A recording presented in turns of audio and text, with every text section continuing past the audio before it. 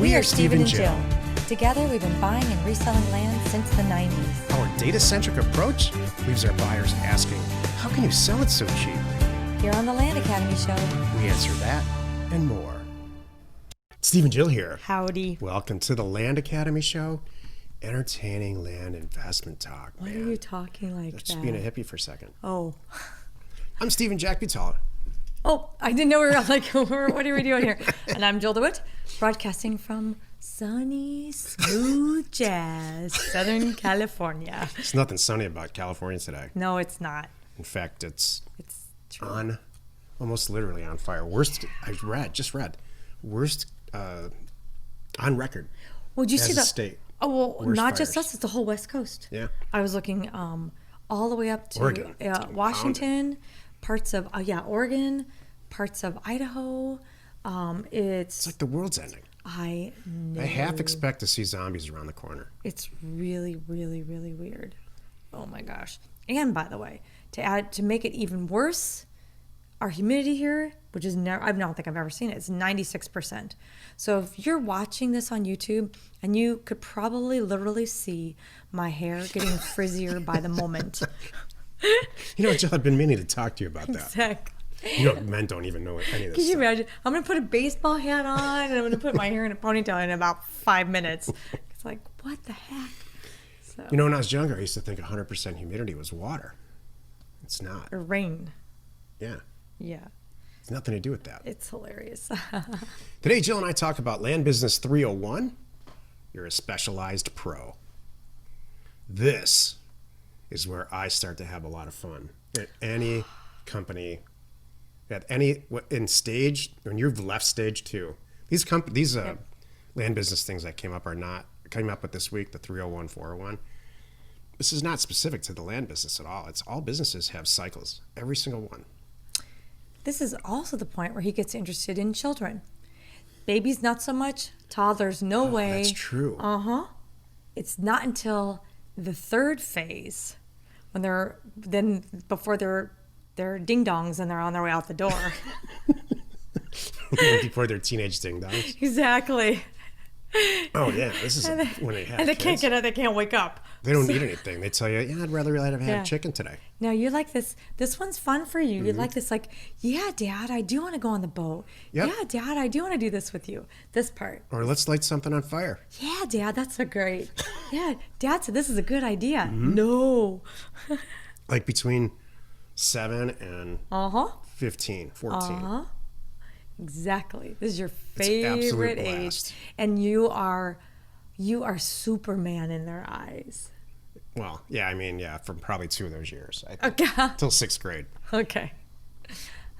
It's just fun. It's fun to do stupid stuff. Like, the reason we have children is to see their reactions to doing stuff the first time. Like, when they're little, they eat a French fry for the first time. I remember. Is that the why kids we have buy children? a French fry for the first time. It's like, their world is just the greatest for those few minutes is like, these are French fries. I forgot. Why did we have children? Or playing catch for baseball and stuff. It was peer pressure for me. Sports. Just kidding. Yeah, one of the real benefits of getting old is you can just say the truth about everything. Yeah. It's really fun. Yeah, I'm sure the people around us with little kids don't like it. We're like, your turn. See ya. I zip it. I don't even talk to people with little tiny kids now. It's like, I'm afraid of that. Oh, it's good. Today, Jill and I talk about, I already said this. He did. Before we get into it, let's take a question posted by one of our members on the landinvestors.com online community. It's free. Okay. Is this really her name? Yeah. Okay. Gigi wrote, hello. I have been following the Land Academy podcast for a while, and I'm wondering if anyone does buying and selling in the Northeast U.S., like Massachusetts, Vermont, Maine, New Hampshire, Rhode Island. I would like to see if I can do the Northeast because I'm a registered civil PE engineer, civil physical engineer, I guess. Probably. Okay. I'm not sure either, Jill. And I run my own civil engineering company, and I'm very familiar with these states, both about regulations and subsurface. You're just perfectly set up for this. I remember either in one of the PDFs or the videos, it says that the Northeast is not recommended. So I wondered if anybody from Land Academy ventured out there. Thanks, Gigi. I can't imagine why or how either one of us could have ever said that the Northeast is not good to do this. Right. That didn't come out of our mouths or anyone from this organization. I'm extremely confident. So maybe it was New York one time. We may have made New York because and that's not true anymore because of the lawyer thing. Exactly. Now we don't care. Yeah. I had a very detailed conversation with a person, the senior manager of all of our companies. Like we have one person at the top that runs all of our companies that don't buy and sell land or real estate. Jill runs those companies. About this topic, and she said there is a rumor that's just circulating around this company. Mm-hmm. This is a word she used, rumor, that this only works in the Southwest because you guys talk about it so much. That's so interesting. That really, really, really so miffs not me. True. So I would like to dispel that. I'm buying heavily in the Southeast right now, and I would happily. We talked about Michigan property. Everybody, this is a very hot topic in land investors. So a lot of people popped in, and they all said what I'm about to say. Okay. This works everywhere, in every single county and parish, every single one in this country. Mm-hmm. There are some huge differences in buying property in the Northeast versus the Southwest, and they're all good. For instance, there's fewer properties in Vermont to actually purchase. Obviously, it's a smaller state. And the way that it was subdivided was kind of like as you went subdivision, the state grew up with real estate rules, like the country and the state grew up at the same time with real estate rules. So, and the topography is weird and it freezes. So there's a lot of differences, but it's very, very, very profitable to buy these properties. Are you going to buy them for $100 an acre in, let's say, Vermont? No. And I think that's where the confusion comes. I think there's a huge amount of people that would love to buy property for $500 for some reason and sell it for $1,200. And I founded the company on those numbers. Mm-hmm. So that's not the play there. The play is getting property that someone wants to retire from, let's say New York City or something like that, or not retire, but just have a second home or whatever. Vermont's very attractive. Vermont and New Hampshire, albeit extremely different states politically, and the only thing they have in common actually is the fact that they're adjacent to each other, are fantastic places to do this. Are you going to buy them for $100 an acre? No. Is Maine different than Vermont? Completely. I bought a ton of 40-acre properties in Maine one time and did really, really, really well. Yeah, so I'm intentionally going slow here and not laughing and horsing around with Jill because I need to send this message that you can do this in any county. Mm-hmm. I was going to say, like you just brought up those numbers. I'm buying right now at $1,000 an acre because you can sell them for $3,000 to $4,000 an acre. That's great numbers. Exactly. Yes, you can do this in the Northeast. You can do it in the Southeast. Jill's buying a whole portfolio in the Southeast right now. You can do this in Florida. I think this comes from I don't like Florida. I don't like it, and so I think. There's it's 50 reasons. It's a deep-seated childhood. It's nothing about has nothing to do with our land business at all. And in case you haven't noticed, we're very opinionated on this show. It's our show. So it doesn't mean we have hordes of people in our group are making tons of money buying and selling land in Florida. Talk about a lot of property to buy. Jeez. Here's a good one. I love living. And I'm born and raised in Southern California. I love living in Southern California. Am I really aggressively trying to buy land in Southern California? No. No, I could do much better in other places. Yes. And there's, we're spread out all over the country right now. So if we say we don't like Florida, it's not because it's not a great place to make money. Right. By the way, waterfront property is never going to go out of style. There's nothing but water in Florida. That's not frozen water. So it's great. I should be more clear about this. Thank you for sharing. Today's topic, Land Business 301. You're a specialized pro. This is the meat of the show. It's so funny. I had to, for some reason, I had to be on YouTube yesterday. I didn't tell you this. Okay. Uh-oh. And I was in the back end of it into our channel because we're doing some stuff on eBay again, and we're doing videos. So I was in the back end, and I could see all the Land Academy show like in a spreadsheet form, and it's a new interface from the last time I was in there. Mm-hmm. And I could see the comments on how many comments there were on each show, each episode, and how many thumbs up and thumbs down there are as a percentage. And I'm like, what? I didn't know how much activity there was, comments really? wise, and thumbs up and thumbs down. And I lost a good half hour sifting through that stuff yesterday, just really chuckling. Any fun takeaways? Anything you want to share? Well, there's a few fun stuff. Okay. We did a show a while ago called "You Either Love or Hate Your Mask." Oh, I forgot. I like you, don't remember the shows we did like last week. Exactly. So there's a lot of people that had a lot of stuff to say about that. Ruh-roh. Pretty much the sentiment was, how about you guys just stick to what you know? That's funny. Let's just keep your personal stuff out of this, shall we? That's pretty funny. There's a couple in there. There's one show. That's really funny. You know, and I hope you take this the right way. Somebody said, "Oh no, Jill, can you just let Steve talk? He's actually talking about real estate." And then the flip side was true. Somebody said to me, like, "Why don't you just let her talk? Like, I guess we overtalk each other." Never. Anyway, if you want to kill her, like just right now, put your thick skin suit on and go into the back of our channel one day and just spend, I don't know. Don't get lost in there. Jill gets upset sometimes. Not upset, but she takes it a little bit more to heart about what people have comments on. It's probably better if I don't. And you know what's interesting? It's only YouTube.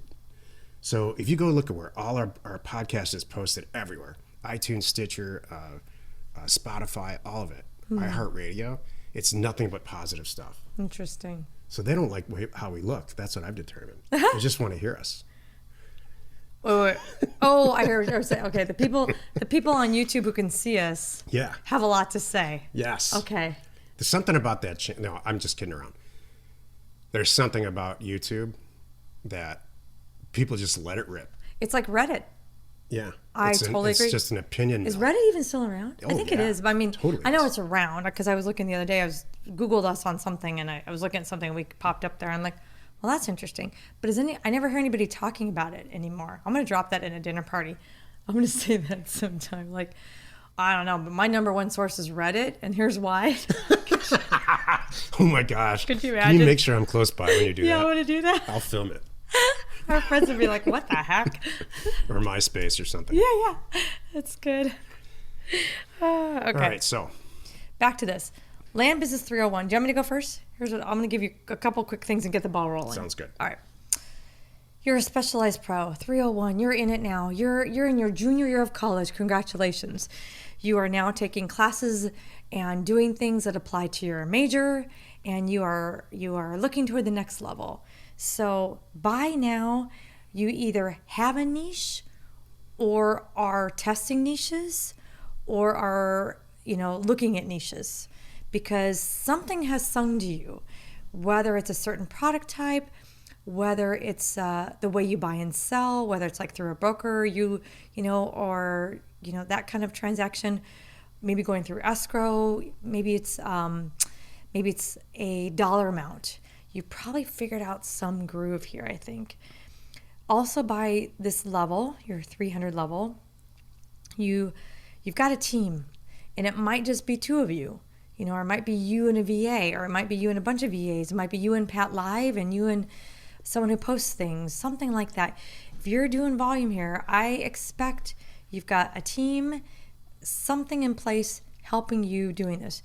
You probably have quit your job, or you're about to hit the button. You're about to send in your 2 weeks notice. This is what I think.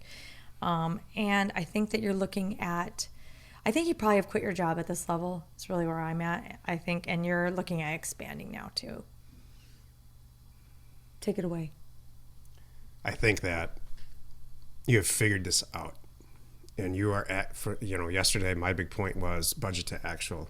You're consistently hitting budget to actual now, and you're pushing the limits of it. to the point where now you either have that all critical first employee, that first full-time W-2 employee, or you're really thinking about getting that person in. And that employee is either an assistant to you to go and do all the stuff that you don't want to do,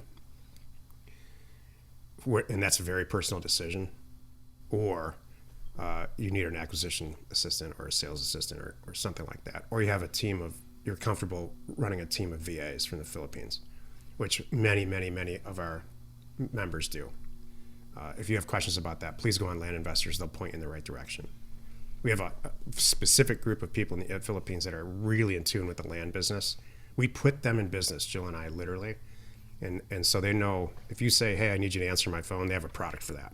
It's not like some other company where you have to teach them how to do it or educate them. So now you should be saying to yourself sentences like, I know how to make $100,000 a month. How do I make $1 million? Or I love the Adirondacks. I need to expand into Florida.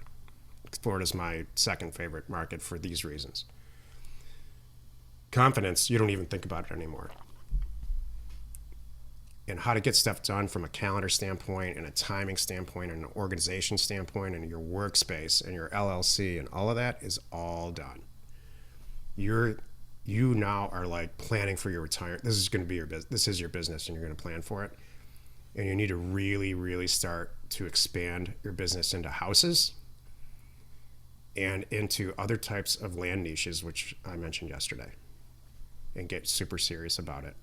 Or you can do it again, like this guy in our group that just does one deal a month, makes $100,000 on it. Make sure he does it. Does a ton of work up front, looks at a ton of deals, and that's all he wants to do, make $1 million a year. Whatever it is, you really are leaning back in your chair saying, I get it. I get what these people are about. You should be thinking things like this. It takes me about 45 minutes to an hour to scrub data out of data tree, or I need to write myself a macro or hire somebody on Fiverr or wherever you hire people to do specific projects like this, Upwork, to make that job easier for yourself, or outsource it. There's that in the programs, in both Land Academy and House Academy program, there's an org chart that I have for this level in your business. And you should be at the top of the org chart, making the decisions about where to send mail. You should be primarily making two decisions in the entire process: where to send mail and how to price it. That's one.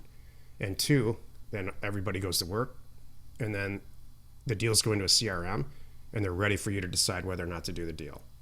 So you prep the pricing and the counties or zip codes that you send mail in, number one, and then down the chart, should I do the deal, yes or no?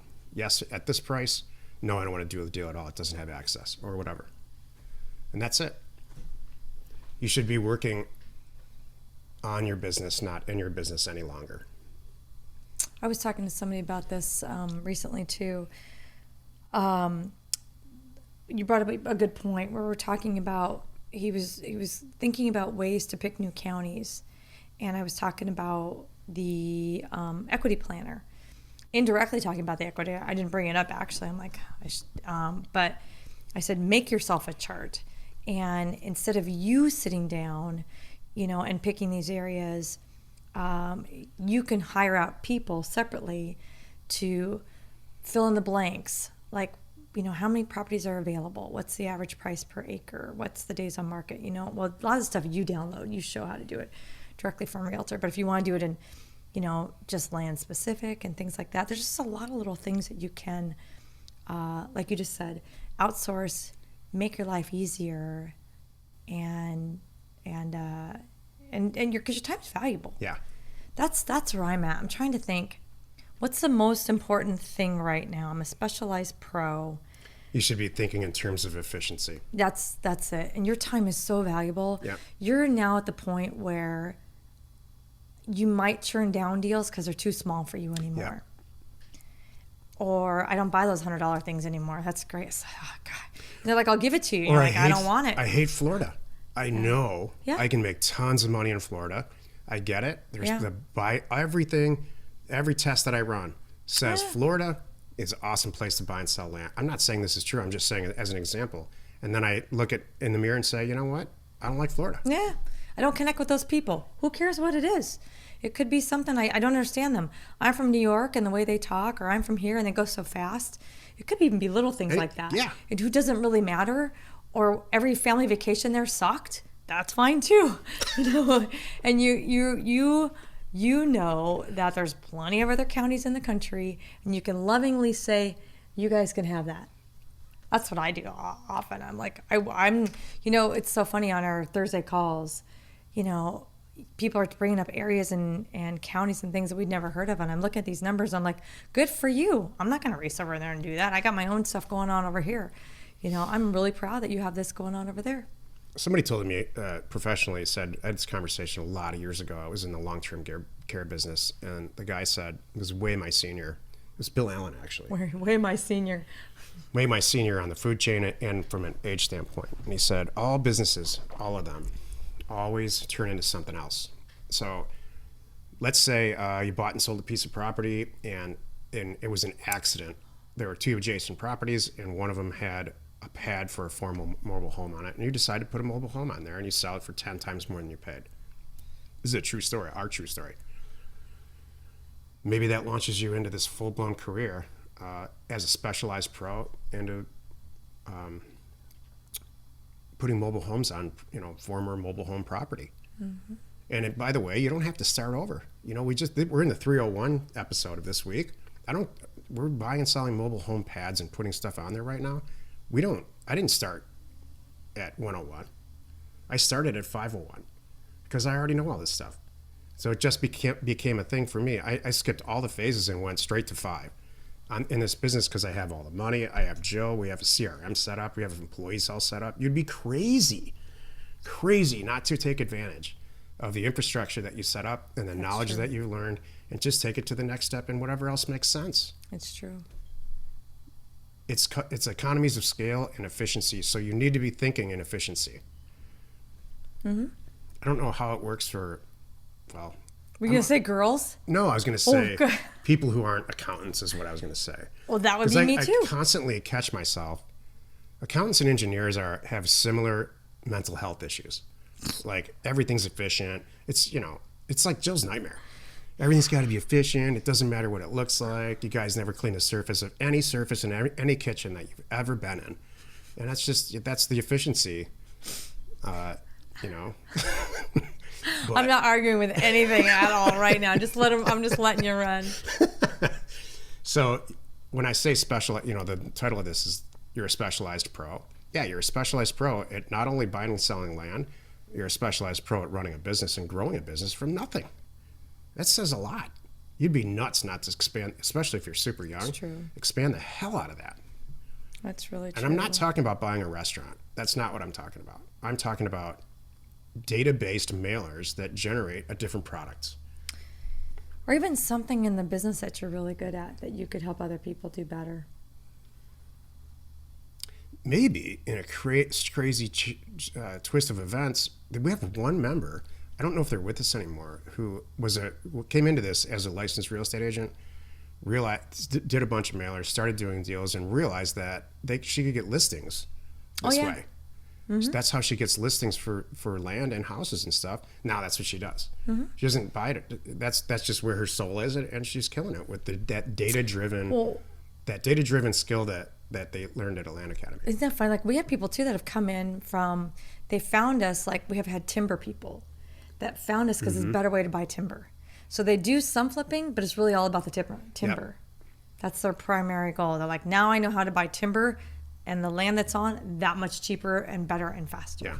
That's the whole reason they're here. If you really deconstruct all this, what this is, so in any real estate or in private equity or buying and selling companies, it's critical to have deal flow. It's your lifeline. It's step one for everything. So what this really is, this mailer concept that I came up with a lot of years ago, is ensuring your deal flow. It's taking brokers and stuff that have all kinds of motivation for the reason they're going to send you a deal out of the picture. It purifies deal flow. And so you can apply that to buying self-storage. We have a husband and wife on the East Coast that buy self-storage. That's all they do is self-storage now. And they learn by buying land.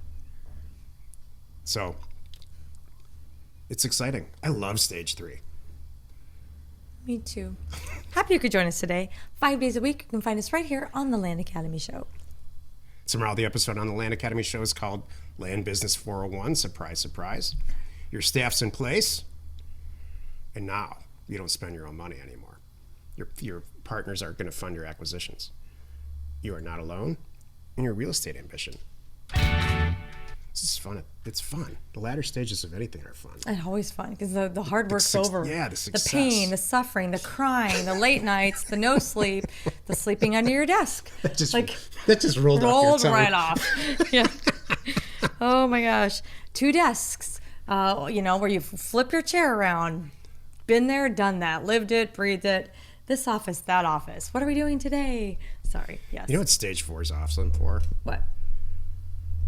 If you wake up once in a while, I'm not going to work today. Oh, that is kind of nice. Yeah, stage 4 or stage 5. You can start doing that in stage 4. You can start doing it. Yeah. You got to make sure it doesn't affect your revenue, though. Exactly. I know that's one of your favorite things about our level. This is true. 2 time. Here's Jack on a Monday at 10 a.m. No work's getting done today. I'm like, done, fine. Oh, yeah. It's real hard to convince Jill. Exactly. I'm like, I knew you were going to say that. I'm getting ready where we're going for lunch. Thank you for tuning in. We hope you find our content valuable, and we do appreciate your support.